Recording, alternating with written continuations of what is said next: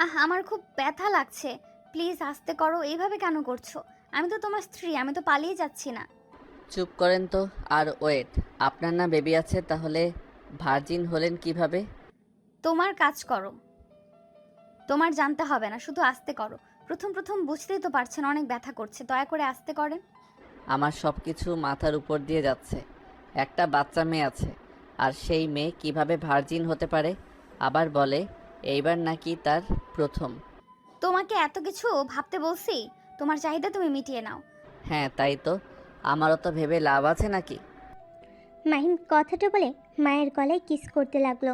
ঠোঁট জোড়া নিজের দখলে নিয়ে নিজের মতো করে আদর করতে লাগলো। মায়া সহ্য করতে না পেরে অজ্ঞান হয়ে গেল। মাহিন নিজের চাহিদা মিটিয়ে মায়ের উপর থেকে উঠে পড়ল।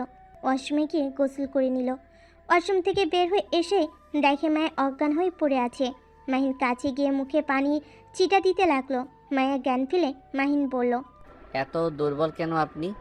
সমস্যা? ব্যথায় সহ্য করতে পারেন না? যান গোসল করে আসেন। মায়ের কিছু না বলে ওয়াশরুমে চলে গেল। মাহিন ঘুমিয়ে পড়ল। মায়ের ওয়াশরুম থেকে বের হয়ে দেখে মাহিন ঘুমিয়ে গেছে। মায়ের ড্রেসিং টেবিলের সামনে দাঁড়িয়ে চুল হেয়ার ড্রাই করতে লাগলো। আয়নায় মাহিনের মুখটা দেখতে লাগলো। মুগ্ধ নয়নে তাকিয়ে দেখতে লাগলো। মুখের কোণায় হাসির রেখা ফুটে উঠল। চুল আশ্রিয়ে মাহিনের পাশে গিয়ে শুয়ে পড়ল। মাহিনের দিকে এক নজর তাকিয়ে দেখতে লাগলো। মাহিনকে জড়িয়ে ধরে বুকে মাথা দিয়ে ঘুমিয়ে গেল। সকালে ঘুম থেকে উঠে দেখে মায়া বুকের উপর শুয়ে আছে। মাহিন আস্তে আস্তে মায়াকে ডাক দিতে লাগলো। মায়া, ওঠেন, সকাল হয়ে গেছে। আর একটু ঘুমাই না। আরে আম্মু রেগে যাবে কিন্তু, ওঠেন। মায়া চোখ খুলে মাহিনের বুকে দেখে লজ্জা পেয়ে গেল। মাহিন ভুরু কুচকে তাকালে মায়া বলল, তুমি কখন ঘুম থেকে উঠলে? এই তো কিছুক্ষণ হয়েছে। আচ্ছা থাকো, আমি ফ্রেশ হয়ে নেই। আচ্ছা যান। মায়া খাট থেকে নেমে ওয়াশরুমে চলে গেল। মাহিন উঠে বাথরুমে চলে গেল। বাথরুম থেকে বের হয়ে শার্ট প্যান্ট বের করে খাটে বসে মায়ের বের হওয়ার অপেক্ষা করতে লাগলো। মায়া বের হলে মাহিনকে বসে থাকতে দেখে মুচকি হাসতেই পড়ল। যাও তুমি। মাহিন ওয়াশরুমে গিয়ে ফ্রেশ হয়ে পোশাক পরিবর্তন করে বের হয়ে দেখে মায়ের ড্রেসিং টেবিলের সামনে দাঁড়িয়ে চুল বাঁধছে। মায়ের কোমরের দিকে চোখ গেল। মাহিন হা হয়ে গেল। মাহিন তাড়াতাড়ি করে গিয়ে মায়ের কোমরে কাপড় ঠিক করে দিল। মায়ের অবাক হয়ে বলল, কি হয়েছে? একটু ঢেকে চলেন। কোমর বের করে রাখেন কেন? আরে রুমের ভেতরে তো তুমি ছাড়া কেউ নেই। বাহিরে তো যাবে। মায়া কাপড় ঠিক করে মাহিনের দিকে বলল। ঠিক আছে। হ্যাঁ যান। মায়া মিষ্টি হেসে চলে গেল। মাহিন মায়ের চলে যাওয়ার দিকে তাকিয়ে মুচকে হাসি দিয়ে বলল, মাশাল্লাহ, বউটার দিকে যেন কেউ নজর না দেয়। মাহিন কথাগুলো বলে হাতে ঘড়ি দেখে চশমা পরে নিল। তারপর ওয়ালেট পকেটে রেখে দিয়ে ফোন হাতে নিয়ে বের হলো। নিচে গিয়ে দেখে আনিশা আর আতিয়া বসে আছে। মায়া রান্নাঘরে মাহিনের আম্মুর সাথে কাজ করছে। আনিশা মাহিনকে দেখে দৌড়ে এসে পড়ল। আসসালামু আলাইকুম আব্বু। ওয়ালাইকুম আসসালাম। আম্মু কি করছো ফুপির সাথে? গল্প করছি আব্বু, আপনিও আসেন। না আম্মু, আমি একটু বাহিরে যাব, তুমি ফুপির সাথে খেলা করো। আচ্ছা। মাহিন মায়ের দিকে একবার তাকালো। এবার আনিশার দিকে তাকিয়ে ভাবতে লাগলো। ইস, কিছু বুঝতে পারছি না। আনিশা বয়স সাথে মায়া বয়স কেন জানি মানাচ্ছে না। মায়ের বয়স তো 24 আর আনিশার বয়স 10। ধ্যাত কি হচ্ছে, মাথায় কিছু ঢুকছে না। মাহিন কথাগুলো ভাবতে ভাবতে বের হয়ে গেল। আতিয়া মায়াকে পিছন থেকে জড়িয়ে ধরে বলল, কিরে, আমার ভাই কেমন? ভালোই। ঠিকই বলেছিলাম, আমার ভাইয়ের উপর গম্ভীর রাগী টাইপ মনে হয়, বাট ভিতরটা নরম। এখন ছাড়ো, আমাকে কাজ করতে দে। বাহ বাহ, আমার ভাইকে পেয়ে এখন আমার স্পর্শ মনে হয় আপনার সহ্য হচ্ছে না। একটা লাথি দিব, ফালতু কথা বলিস না। তোর ভাইয়ের আগে তুই আমার বেস্টু কলিজা, তারপর তোর ভাই। তাই নাকি? ঢং বাদ দে, আমি জানি এখন আমার ভাই এইসব। আচ্ছা কাজ কর, আমার জামাইটার সাথে কথা বলি গা। যা যা। আতিয়া চলে গেল। মায়ের রান্না করতে লাগলো। মাহিনের আম্মু এসে মায়াকে বলল, মায়া, আন্টি বলেন। আচ্ছা তুমি বারবার আমাকে আন্টি কেন বলছো? মাহিন আমাকে কি বলে সেটা বলে ডাকতে পারো না? মাহিনের আম্মুর কথা শুনে মায়া অবাক হয়ে গেল। পিছনে ঘুরে তাকিয়ে বলল, আন্টি আপনি আমার উপরে রেগে নাই? রাগ কেন করব? বিয়ে যখন হয়ে গেছে সেখানে তোমার উপর রাগ করে কি করব? আর আমার তোমাকে এমনিতেই অনেক পছন্দ ছিল। সত্যি? উফ, আমি তো অনেক ভয় পেয়ে গেছিলাম। মায়ের কথাটা বলে মাহিনের আম্মুর গলা জড়িয়ে ধরে খুশিতে মাহিনের আম্মু হেসে দিয়ে বলল, আবার পাগলামি শুরু হয়ে গেছে, পাগলি মেয়ে একটা। আমি আমার আগের আন্টিকেই ফিরে পেয়েছি। আবার আন্টি? সরি আম্মু। দুজন গল্প করতে করতে রান্না করতে লাগলো। আর এইদিকে মাইন ওর ভাইয়ের কাছে গিয়ে বলল, ভাইয়া বাসায় যাবে কবে? যেতে চাই না। তুই এখানে কি করিস? ভাইয়া আমি বিয়ে করেছি। কি? কখন আর কাকে বিয়ে করলি? আতিয়ার বান্ধবী মায়া মেয়েটা আছে না, আগে আমাদের বাসায় আসতো, ওকে বিয়ে করেছি। কথাটা শুনে রাফি চমকে গেল। মাহিনের দিকে অবাক চোখে তাকিয়ে বলল, কীভাবে তোদের বিয়ে হলো? মায়া তো তোর বড়, আর বিয়ে করলি আমাকে কি কিছু একবারও জানালো না? আসলে ভাইয়া বিয়েটা আমাদের জোর করে দিয়েছে। কলেজ থেকে বন্ধুদের সাথে ঘুরতে গিয়ে অ্যাক্সিডেন্ট করেছিলাম, অজ্ঞান হয়ে গিয়েছিলাম, আর ওইখানে মায়া থাকতো, আমি জানতাম না। জ্ঞান ফিরে দেখি আমি মায়ার খাটে শুয়ে আছি, দরজা জ্বালানা সবাই ধাক্কাচ্ছে। দরজা খুলে দিলে সবাই মায়াকে অনেক ধরনের কথা বলছিল। সবার ধারণা আমি মায়ের সাথে রাত কাটিয়েছি, যার কারণে ওইখানকার চেয়ারম্যান আমাদের বিয়ে দিয়ে দেয়। কি তুই ঠিক আছিস? কোথায় লেগেছে দেখি? মায়াকে বাড়িতে নিয়ে এসেছিস না কি?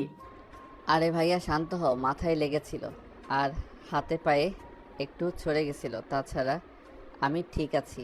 আর হ্যাঁ, ওনাকে নিয়ে বাসায় এসেছি।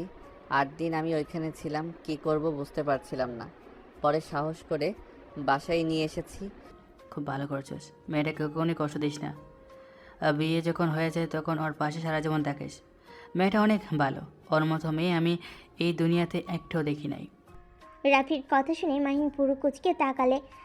রাফি মাহিনের দিকে তাকিয়ে বলল, এভাবে তাকিয়ে আছিস কেন? তুমি ওর ব্যাপারে এত প্রশংসা করছো তাই অবাক হয়ে গেলাম। ওই মেয়েটা তো একটা মেয়েও আছে, ওই মেয়ের বাবাকে, সেইটাই তো কেউ জানে না। সেই মেয়েকে আবার ভালো বলছো, তাই অবাক হয়ে গেলাম। চুপ কর। আমি বলছি যখন ওই ভালো একটা মেয়ে তখন ওই ভালো মেয়ে। আরে এত রেগে যাচ্ছ কেন? ওকে ধরে নিলাম, ওই ভালো একটা মেয়ে, বাট কাহিনী কি? তুমি ওর ব্যাপারে এত সিরিয়াস কেন, আর এত গ্যারান্টি দিয়ে কথা বলছো যে ওই ভালো মেয়ে? ব্যাপার কি? রাফি মাহিনের কথা শুনে কিছুটা স্বাভাবিক হয়ে বলে, মায়া তো আমাদের বাসায় আসতো, তাই আমি জানি। আচ্ছা বস, সকালে তো কিছু খাস নাই মনে হয়। ক্ষুধা লাগছে। মাহিন সোফায় বসলে রাফি কাজের ছেলে বলে মাহিনকে খাবার দিয়ে যেতে বলল। মাহিন খাবার সামনে নিয়ে বসে আছে। রাফি ফ্রেশ হয়ে এসে মাহিনকে খাওয়াই দিতে লাগলো। মাহিন টিভি দেখতে লাগলো। আর রাফি বলল, মাহিন তুই প্লিজ মায়াকে অসম্মান করিস না, মেয়েটা অনেক ভালো।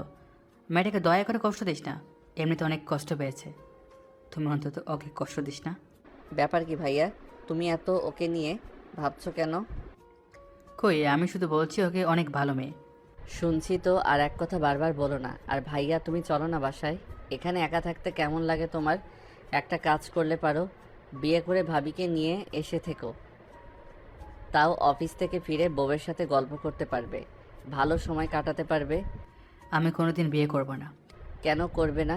আমি ঠিক বুঝতে পারি না, তুমি হঠাৎ করে কেন এখানে চলে আসলে? আবার বিয়ের কথা শুনতে পারো না? আব্বু আম্মুর সাথে কি হয়েছিল তোমার? কিছু না। বলো না, তুমি এমন কেন করো? আজকে আমাকে বলতে হবে। রাফি কিছু বলতে যাবি তখনই মাহিনের ফোনে কল আসে।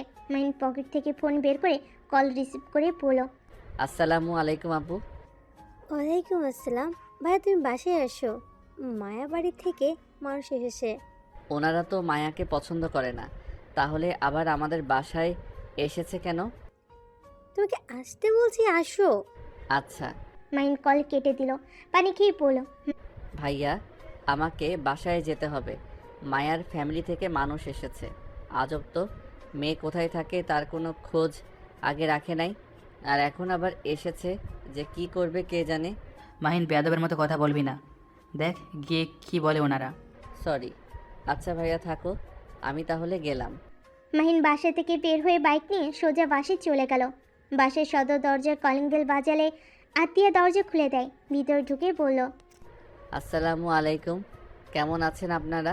ওয়ালাইকুম আসসালাম, আলহামদুলিল্লাহ। তুমি কেমন আছো? জি আন্টি। তুমি বসো, তোমার সাথে কথা বলার ছিল। মাহিন মায়ের পাশে বসলো।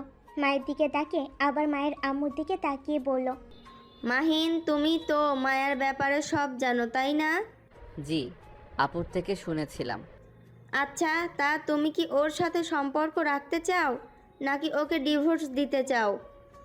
দেখো, ওই আমার মেয়ের জন্য যে আমি তোমার ঘাড়ে চাপিয়ে দিব, এই ধরনের মা আমি না। তুমি মায়ার ছোট, তোমার সাথে ওর নাও পড়তে পারে। আনিশা, আম্মু, তুমি রুমে যাও। এখানে কি করো? আচ্ছা আব্বু। মায়ের আম্মু মাহিনকে বলল। আনিশা চলে গেল। মাহিন মায়ের দিকে তাকালো। মায়ের নিচের দিকে তাকিয়ে আছে।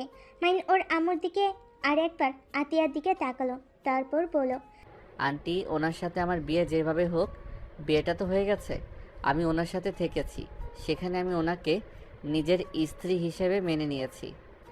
আর আনিশা মামুনি আমাকে নিজের আব্বু ভাবে। 8 দিনের ভিতরে সেই আমাকে নিজের আব্বুর জায়গায় বসিয়ে দিয়েছে। তাই আনিশাকে আমার মেয়ে হিসেবে মেনে নিতে কোনো সমস্যা নাই। আর উনি আগে কি করছে না করছে ওইটা তুলে ওনাকে ছোট করতে চাই না। উনি যদি আমার সাথে থাকতে কোনো সমস্যা না হয়, তাহলে আমারও কোনো সমস্যা হবে না আশা করি। বিয়ে করে আবার ওনাকে ডিভোর্স দিব, এই শিক্ষা আমার আব্বু আম্মু দেয় নাই। তাহলে তুমি ওর সাথে থাকতে চাও? তোমার কোনো সমস্যা নাই? না, সমস্যা নাই। মাহিনের কথা শুনে মায়ের চোখগুলো পানিতে ভরে গেল। আতিয়া অনেক খুশি হয়ে গেল।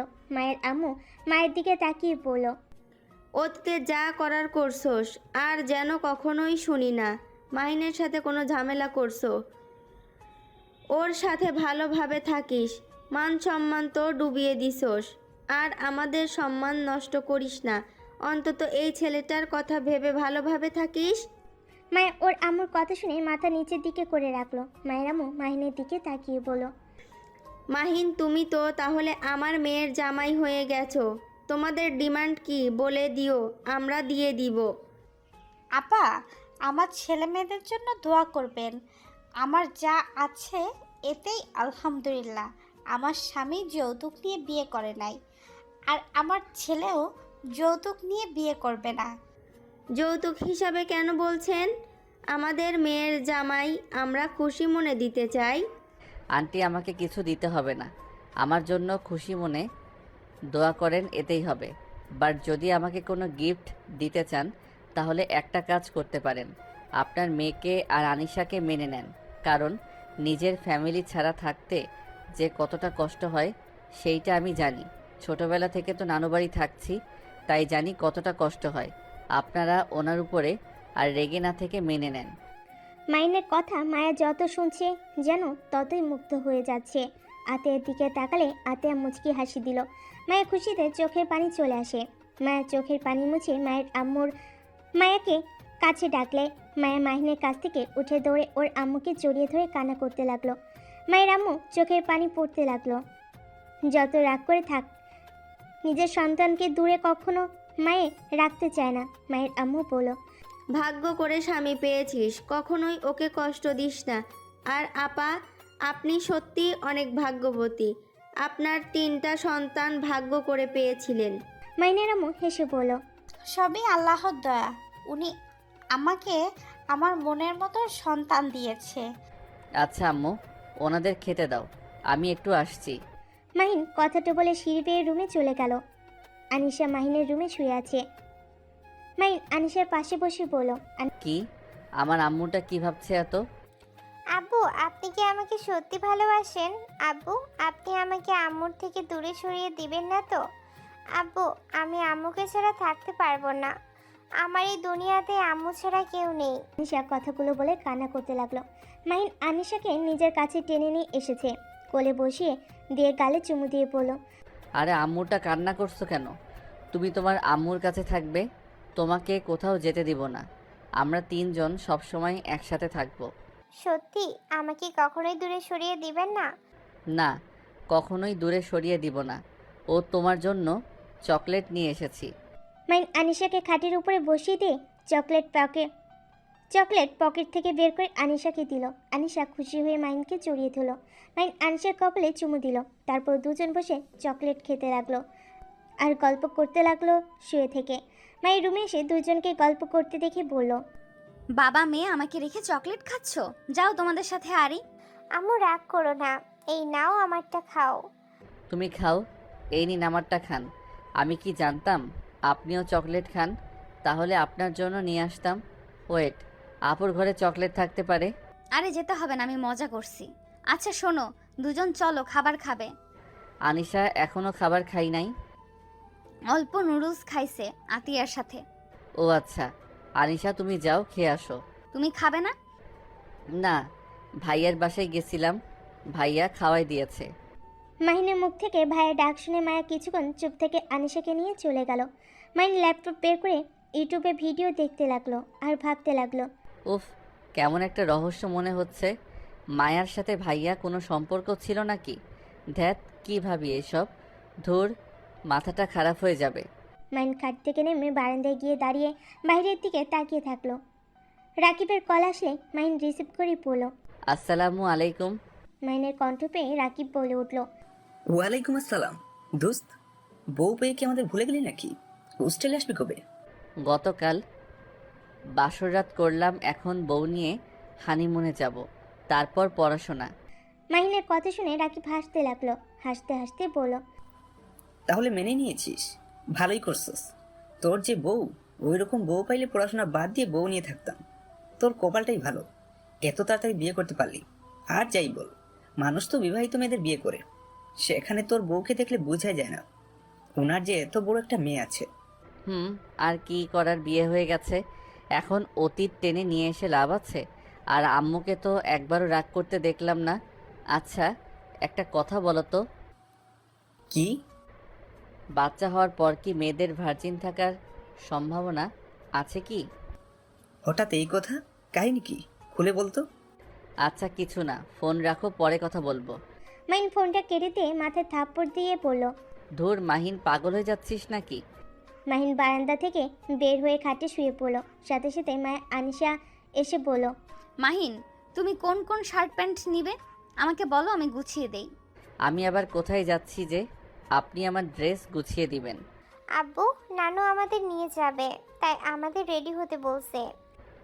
ও আচ্ছা, এইটা তো খুব ভালো কথা। মাইন কথাটা বলে খাট থেকে নেমে আলমারি থেকে শার্ট প্যান্ট বের করতে লাগলো। আনিশা ওয়াশরুমে গেল। মায়া মাহিনকে পিছন থেকে শক্ত করে জড়িয়ে ধরল। মাহিন অবাক হয়ে গেল। মাহিন মায়াকে বলল, কি ব্যাপার? ধন্যবাদ তোমাকে স্বামী হিসেবে পেয়ে, নিজেকে ভাগ্যবতী মনে হচ্ছে। তাই? আচ্ছা ছাড়েন, আনিশা এসে যাবে কিন্তু। মায়ের সাথে সাথে ছেড়ে দিল। মাইন পিছনে ঘুরে মায়াকে নিচের দিকে তাকাতে দেখে সাথে সাথে দুষ্টামি করে গালে কিস করে দিল।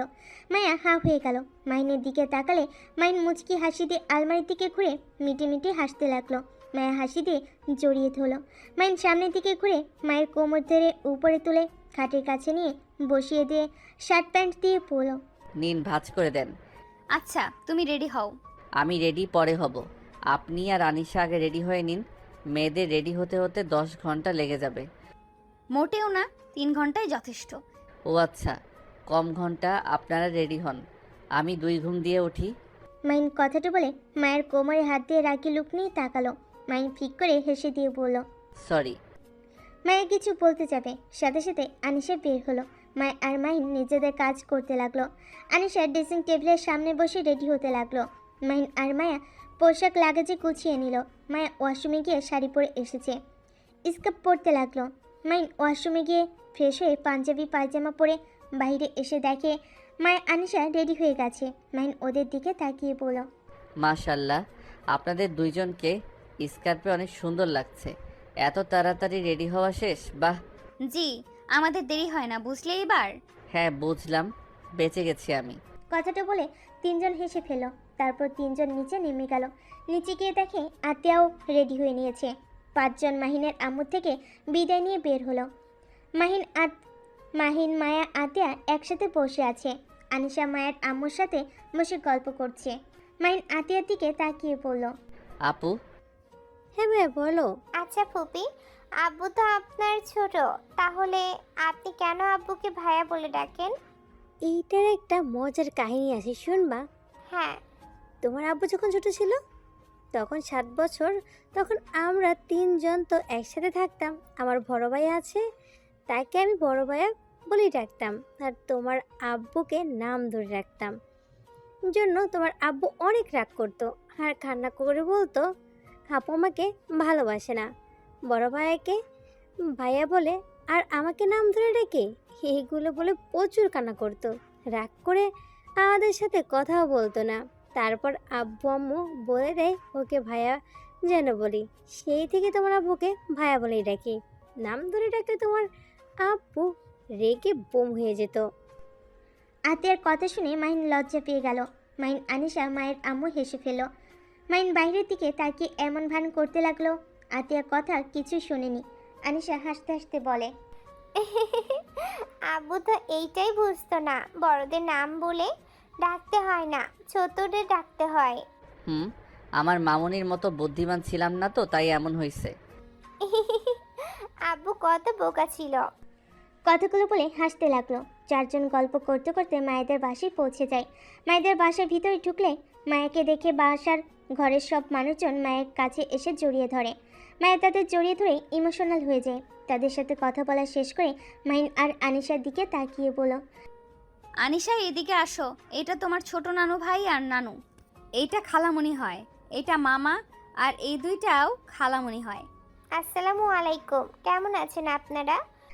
আনিশার সালাম পেয়ে সবাই হাসি মুখে উত্তর নিয়ে আনিশাকে বুকে টেনে নেয়। হঠাৎ করে মায়ের চাচাতো বোন বলল, এটা কি আমাদের দুলাভাই নাকি? ও মাহিন এদিকে আসো। মাইনের সাথে সবার পরিচয় করিয়ে দিল। মাইন সবাইকে সালাম দিয়ে কুশল বিনিময় করলো। আতিয়াকে দেখে সবাই আতিয়ার সাথে কথা বলতে লাগলো। মায়ের আম্মু মাহিনকে নিয়ে ঘরে যেতে বলল। মাহিন আর আনিশা মায়া সাথে চলে গেল।